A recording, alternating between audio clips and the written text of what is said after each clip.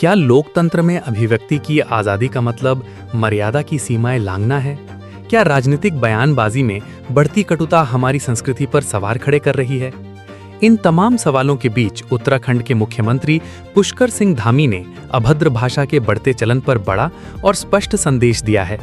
देहरादून में मुख्यमंत्री पुष्कर सिंह धामी ने कहा कि लोकतंत्र में हर व्यक्ति को अपनी बात रखने, मतभेद जताने और सरकार की आलोचना करने का पूरा अधिकार है, लेकिन इस अधिकार के साथ भाषा की मर्यादा और शालीनता बनाए रखना भी उतना ही आवश्यक है। मुख्यमंत्री ने कहा, चाहे बड़े हों, नौजवान हों या किसी भी वर्ग से जुड़े लोग हों, सभी को अपनी भाषा में संयम रखना चाहिए।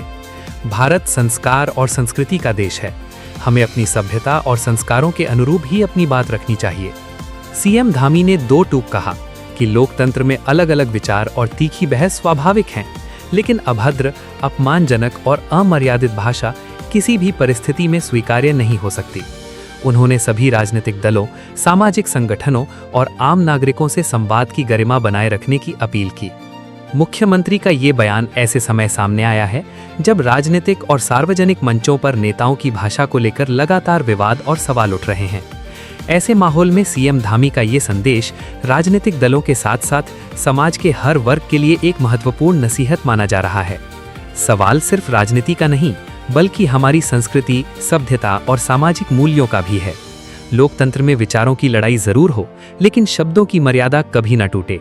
यही संदेश मुख्यमंत्री पुष्कर सिंह धामी ने पूरे समाज को दिया है। देखिए, सभी को अपनी भाषा पर संयम रखना चाहिए और चाहे वो बड़े हों, चाहे नौजवान हो, चाहे हमारे नवोदित हों, क्योंकि हमारे देश पूरा ये संस्कार का देश है, संस्कृति का देश है। इसलिए हमें सभ्यता से, संस्कारों से और नम्रता से सभी का आदर करना चाहिए। लोकतंत्र में अनेक तरीके हैं अपने बात रखने के, उस तरीके से रखना।